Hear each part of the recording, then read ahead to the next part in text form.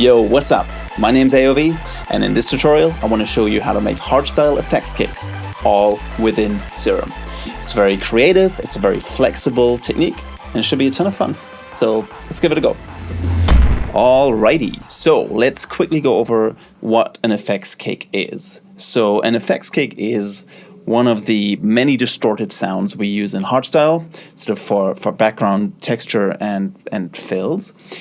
And it's achieved by taking a pre-existing kick and then EQing the hell out of it with a high resonance, so giving it more tonality and I guess more of a musical feel, and then throwing some distortion on there to bring out the harmonics. It's essentially how we create most of our sounds.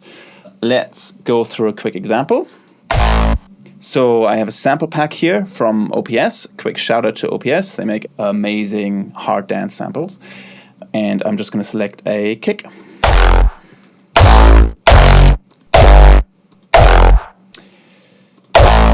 Sure. And in your own productions, I recommend using the kicks you use in your tracks just for better sonic cohesion. So don't just use random samples. That said, there's going to be so much processing on these sounds that it doesn't really matter. A lot of big-time producers are using generic kicks for their effects. So step one, equalizer, high resonance. Let's see what we get. Let's play this back a little faster. Wonderful. So now let's distort that. Just a basic distortion, nothing fancy. All right. And that's basically your effects kick. Cool. So, if it's that easy, why spend the next 30 minutes recreating this in Serum? Well, there's a couple of reasons, and the first one is that I just love having this as a playable instrument. It's very flexible, so I can just grab my MIDI keyboard here and start jamming.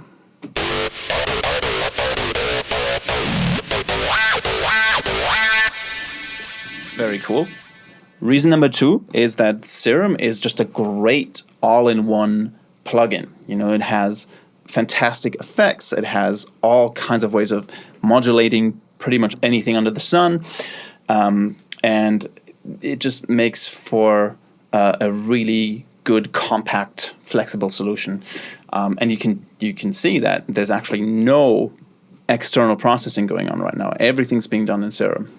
Reason number three is very specific to me, and it's that I, for some reason, am using Logic, and Logic is not very good with drawing automation and being precise with that, so I tend to prefer using plugins like Shaperbox or Serum that come with their own internally synced modulation. So, this preset I was just showing here,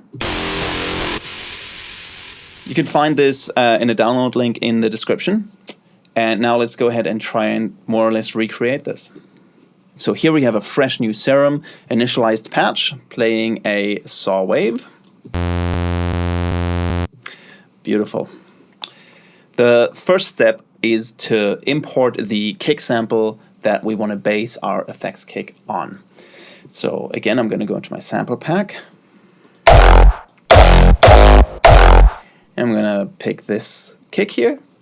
And the way I'm going to import the sample is in Oscillator A, I'm going to click on the little pencil icon, which opens the wavetable editor.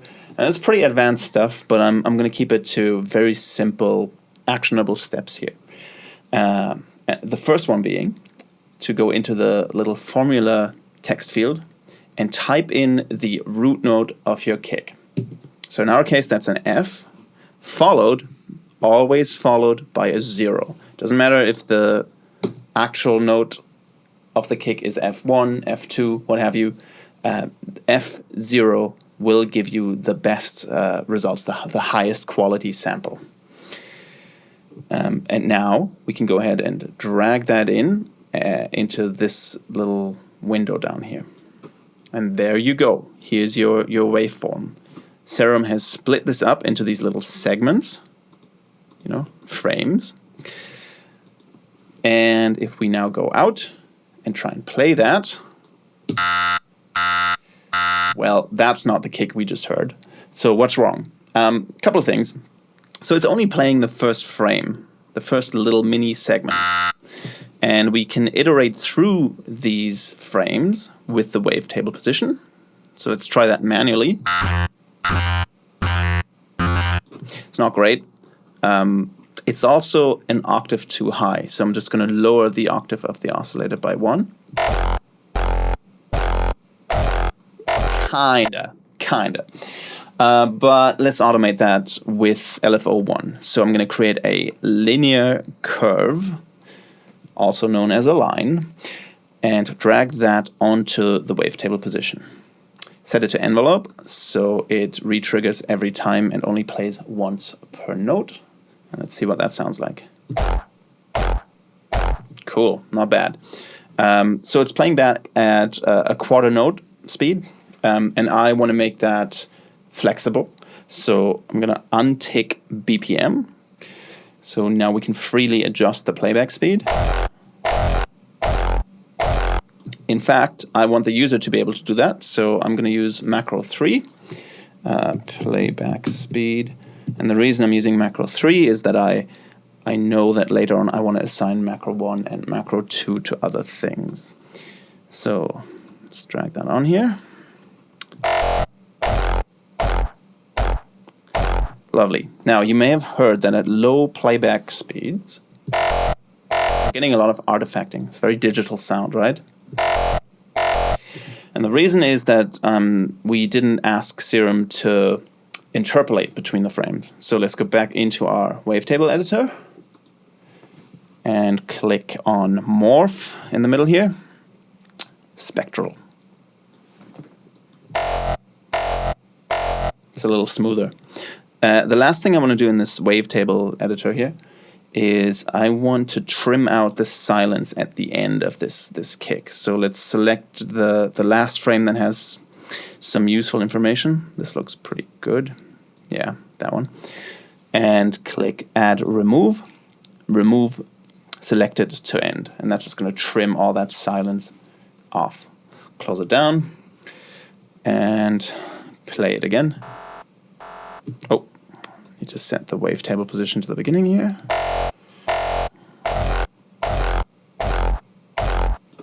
Pretty good. There's one last thing that's missing, and it's that when you import audio files into the wavetable editor, it collapses the stereo information. So this is mono right now. So we need to get some stereo information back. One of the ways to do that is with unison, right? That's pretty cool, and you can do all kinds of crazy stuff with the globals here, wavetable position, randomization and stuff. I'm not going to do that, however. I will use the hyper dimension effect. And the reason is that I want the user to smoothly be able to mix this effect in and out. And we have a mix knob here in the hyper section, which I'm going to use. I'm not going to use the dimension, which is just a little bit cleaner than the unison. So let's create another macro, detune, assign it to the mix, make it, yeah, unipolar. There you go. Crank it up.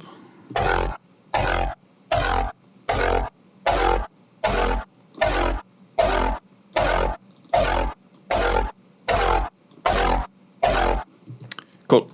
All right. So you may have noticed that the sound is sounding a little bit watery. So the quality is definitely being degraded here. But it doesn't really matter because we're about to throw a bunch of processing on it that's going to bring back some of the quality. In fact, let's do that right now. So remember, FX Kick is EQing and distorting. Let's start with the second, actually, because we're already here, and it's much easier. So let's enable the distortion in Serum. Tube distortion is fine. Let's crank it up all the way. Woo! That's loud.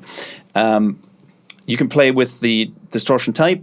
There's some like 0 square that are way more aggressive. You can play with the pre-filter, which sometimes is a good idea to cut out the low end. I'm not going to do that right now. Just default tube distortion works for us.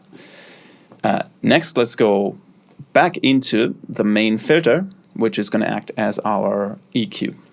So let's enable that and route all of the oscillators in here, because we might want to use some of them later. And this is where you can get really crazy, but for a standard effects kick, I suggest using just a band filter, band 24. Crank up the drive, make it a bit fatter, and then make it more resonant. And let's just see what that gets us. Now that's sounding like an effects kick to me. I want to expose the resonant parameter to the outside, so let's turn that into a macro. Resonance. And link it to the filter resonance. So now I can control how tonal it is.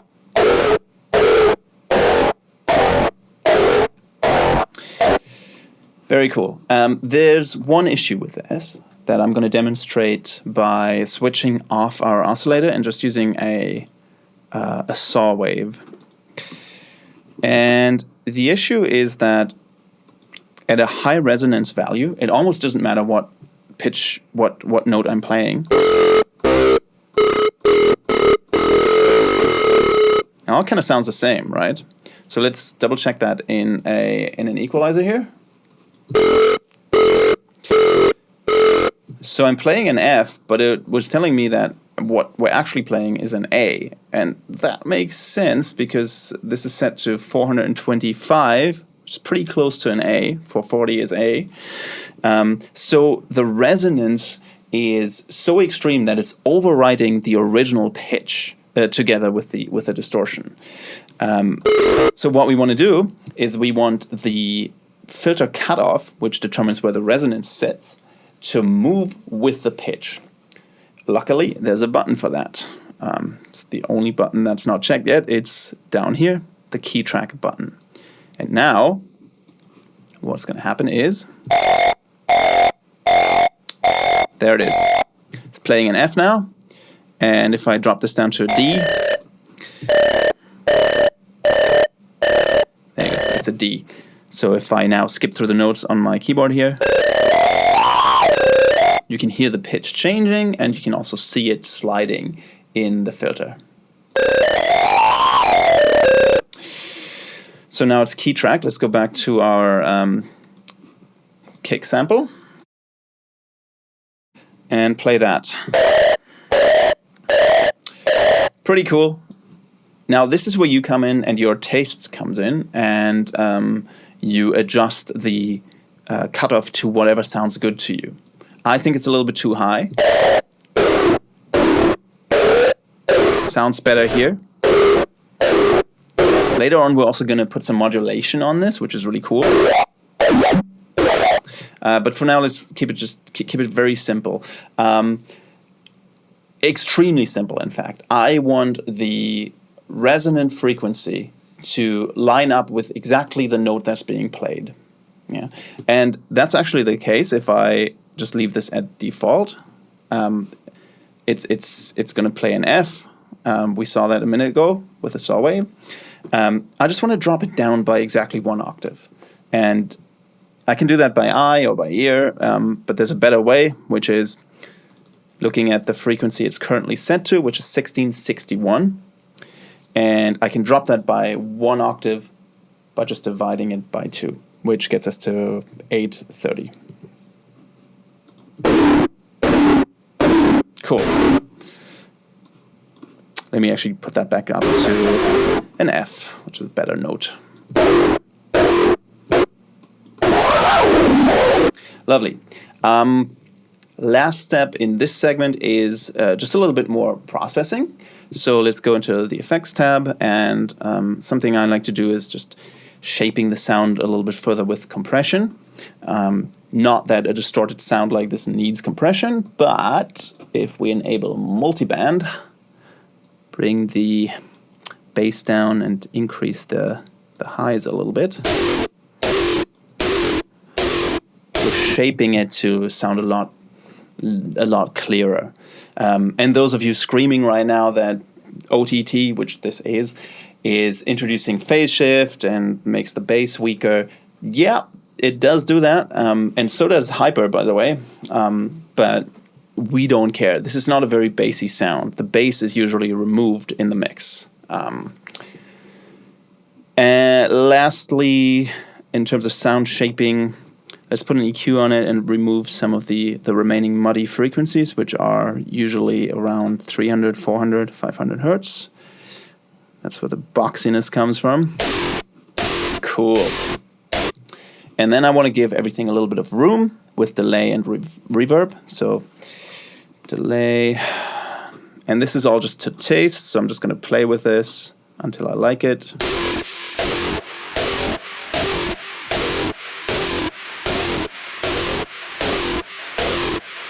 Cool, and reverb.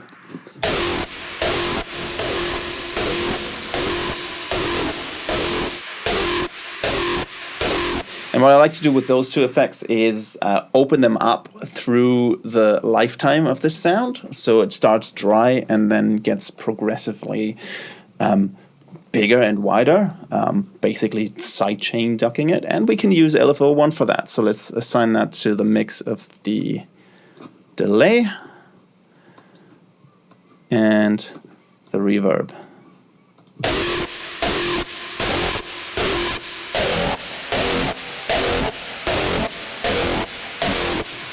Sounds pretty cool. Next, I want to talk about these sections at the bottom right and bottom left here. So let me just draw in a more interesting MIDI pattern.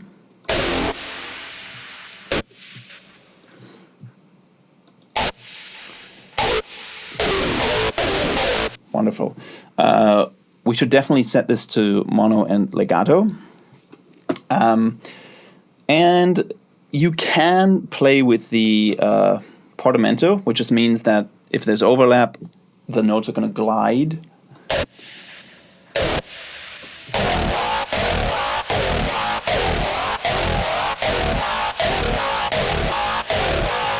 It doesn't have a huge effect. It's more audible with the effects off, but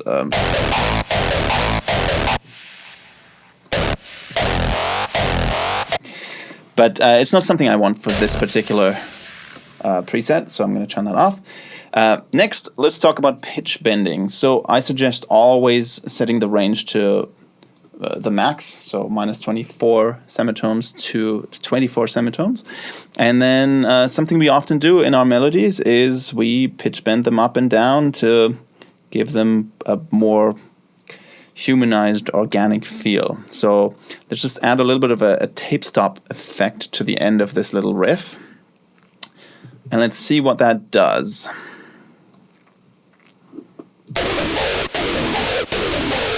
Not much. Let's try going up. It's barely there. And the reason, once again, is that the high resonance is overwriting the pitch. So we need to further key track the cutoff, the filter cutoff, by the pitch bend. And the way to do that is to go into the matrix, select the pitch bend source, map that to filter cutoff, bipolar. And this is not an exact science for me here. We just did some math to get to exactly the right frequency on the filter cutoff, but this is something that's just meant to be sliding, so I'm not going to do the math of actually translating, minus 64 into minus 24 semitones. So I'm just going to do this by ear.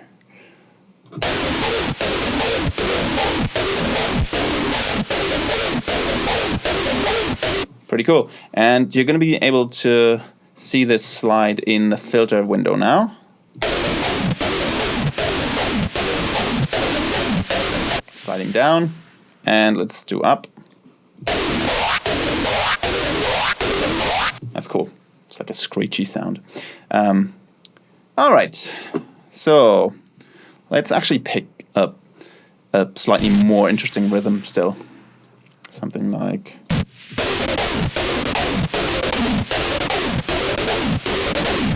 Right. So we have an entire oscillator here that's unused. So I want to use it for just a very different bass kick. So let's turn off oscillator A, turn on oscillator B, and just select just a very different kick. So I'm going to go into... They have so many packs. The raw style kick expansion maybe, and pick a raw style kick. Let's see.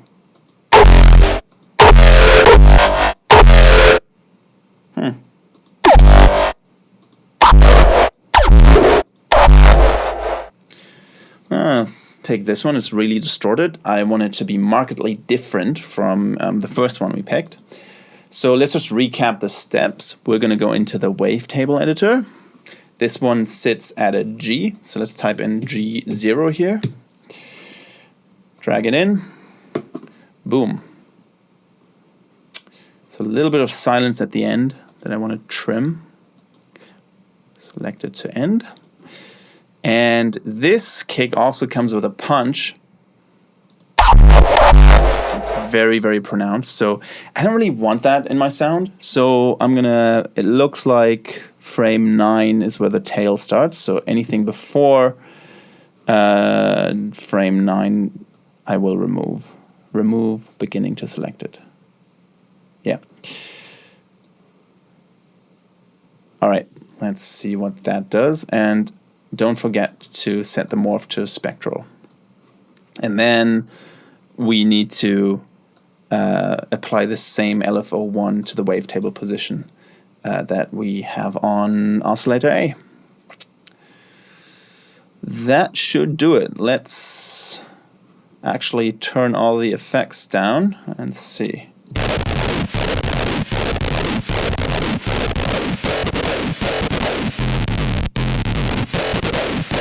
Certainly a different sound. Okay. So we have oscillator A and oscillator B. Sounds exactly the same. That's disappointing.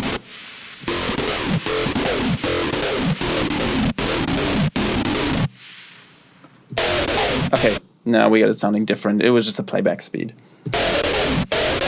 Oscillator A and B, a lot darker, more distorted, right? And if you're not happy with this, then you can just use any other old kick here. This was just randomly selected. But what I want to do is I want the user to have the option to switch between oscillators A and B to just get more out of this in terms of sound design. And I'm going to use macro 4, oscillator A/B. Assign that to the levels. So when this is at 0, I want the first oscillator to be at 1, or at 100, I guess. And when this is at 1, this macro, I want the second oscillator to be at 1. So let me just see if I got that right. I think I have to do this. Yeah. So inverted assignment here. So I'm going to turn the effects fully off just to demonstrate something for you. So we have, this is at 0 now. And it's playing the classic hardstyle kick. And I can go to 100. Yeah. Playing the really weird sounding raw style kick here. And I can smoothly go between the two and blend them together. So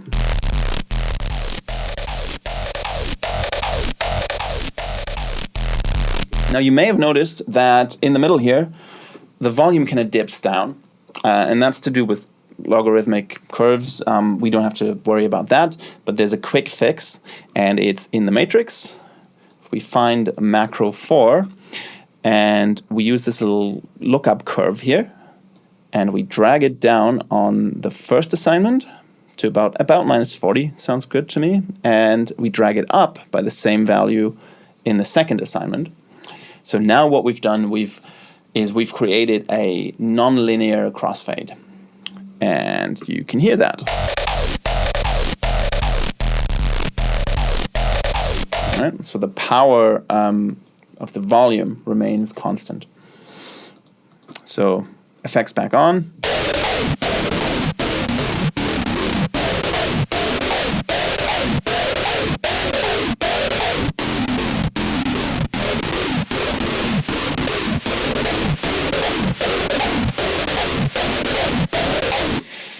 Cool.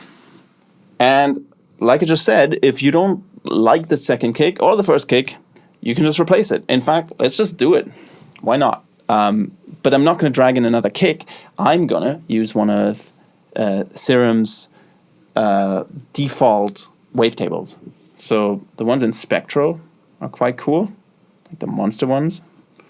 I like those. So let's just see what that does.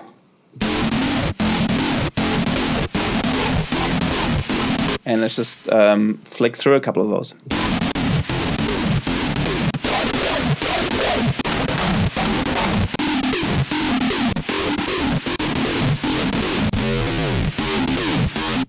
Or you can go pick like an acid one here.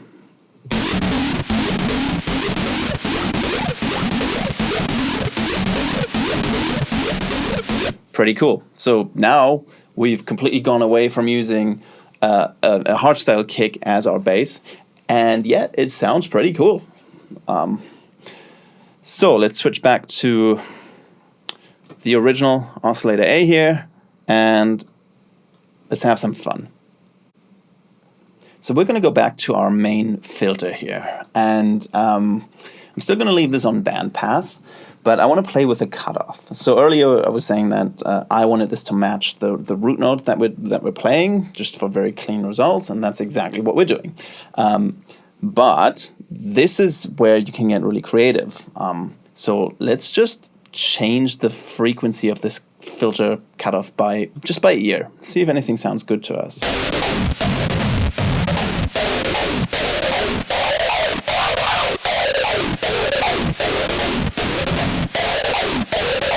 Cool. That all sounds pretty good, actually. And you know, there's music theory that you can apply here. You can go for a perfect fifth, a minus third, or what have you. But honestly, just play with it and see what sounds good in the mix. But something we can do that'll make a huge impact here is we can modulate the cutoff and introduce some movement. Because right now everything's pretty static. The little bit of movement that we're getting here comes from the original sample. But what we can do is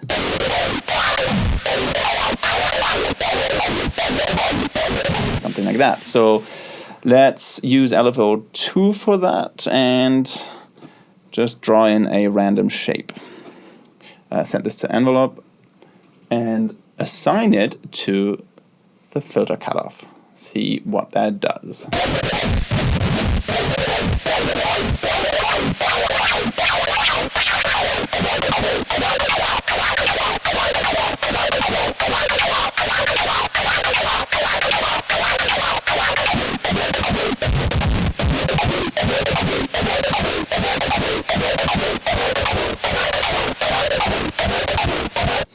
It's pretty cool.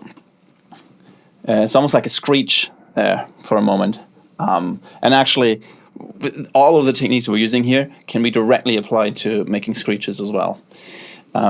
The very last thing I wanted to show you, just to give you sort of a starting point for how to further tweak this and personalize this preset, is using the other filter, the effects filter. I'm going to move this right after the distortion. And there's some crazy stuff in here that you can play with that'll really twist the sound around. So I'm going to start with a a comb filter. Let's try a comb filter on it. Yeah, it's cool.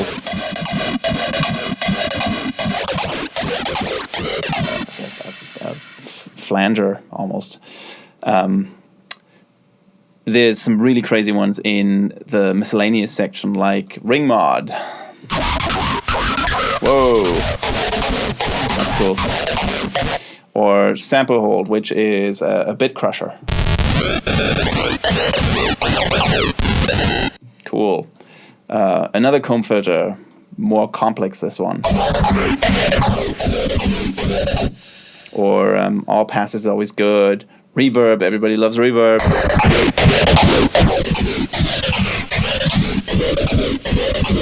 So it's just one of the many options for you to further tweak this and be creative with this. There's obviously a bunch of effects we haven't even used yet, you know. So I think you have all the tools now to make this your own. And there we go. That's it. I hope you were able to take something away from this. For me personally, making these presets has really sped up my production workflow, and it's allowing me to focus on the songwriting way more, and it's minimizing the time spent on sound design. Let me know in the comments if you have any ideas, any suggestions, or if anything I said was just completely stupid, which is very possible. And of course, this is the first time I'm doing this, so if you thought this was useful, let me know as well, and I might want to do another tutorial on, I don't know, screeches, leads, bass design, kicks, what have you. But for now, thanks for watching, and I'll see you soon. Peace! AOV.